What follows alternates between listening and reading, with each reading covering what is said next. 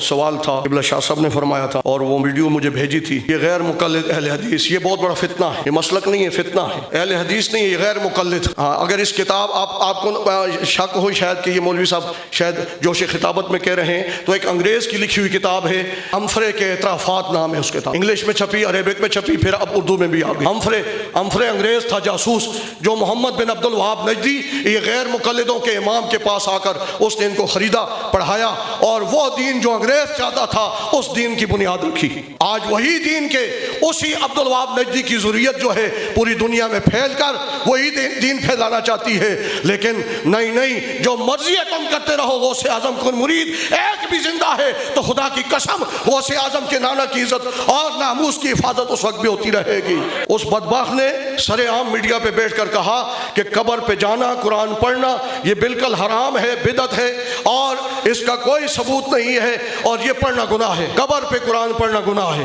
سود کھانا گناہ نہیں ہے، رشوت لینا گناہ نہیں ہے، زنا کرنا گناہ نہیں ہے، صرف گناہ ہے تو میلاد گناہ ہے، گناہ ہے تو اللہ والوں کے دن منانے گناہ ہے، گناہ ہے تو اپنے مرحومین کی قبر پہ جا کر قرآن پڑھنا گناہ ہے۔ یہ پہلے تو ہمارے ایمان چھینتے تھے، اب یہ ظالم ہمارے آباء و اجداد جو چلے گئے ہیں ان کے ساتھ بھی ظلم کرنے پہ تل گئے ہیں۔ تو یہ دو حوالے میرے پاس ہیں، حوالے تو بہت سارے ہیں لیکن میں وقت چونکہ اجازت نہیں دیتا جلدی سنا دیتا ہوں۔ یہ نواب صدیق حسن بھوپالی یہ اہل حدیثوں کا بڑا امام ہے اور اس کو بڑی وہ قدر کی نگاہ سے دیکھتے ہیں، اس کی تقلید کرتے ہیں۔ اس نے لکھا سورہ فاتحہ دونوں کل اور قل هو اللہ احد پڑھنا ان قبر والوں کو ثواب بخشنا آیا ہے، قرآن کا ثواب میت کو پہنچانا اور پہنچتا ہے،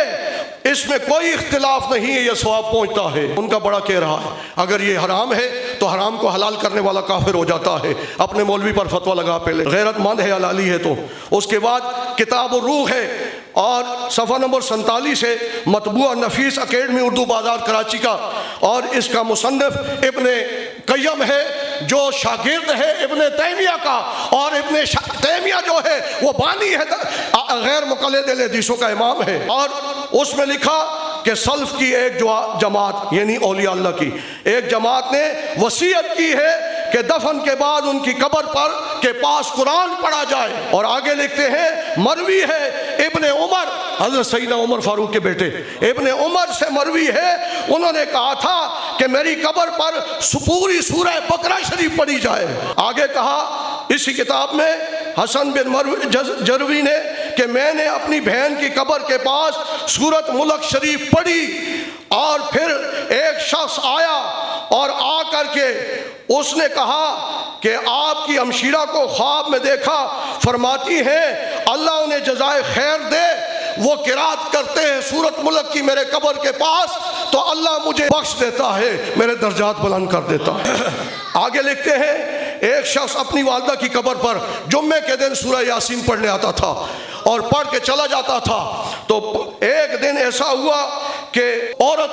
جو ہے اس کو خواب میں اپنی بچی آئی، اس عورت کی بچی مر چکی تھی، خواب میں آئی، کہنے لگی اماں جو فلاں کا پتر فلاں نام والا ہے، فلاں کا بیٹا ہے فلاں نام والا ہے، وہ سورج یاسین آ کے پڑھتا ہے، اس کے گھر جاؤ اسے بتاؤ کہ تو سورج یاسین پڑھتا ہے، تو اس سورج یاسین کی آواز پورے قبرستان میں جاتی ہے اور پھر دعا کرتا ہے مولا میرے بھی مرنے والے سارے قبرستان میں مرنے والے جو ہیں ان کو بخش دے، اس کی وجہ سے اللہ نے میری بخشش بھی کر دی ہے۔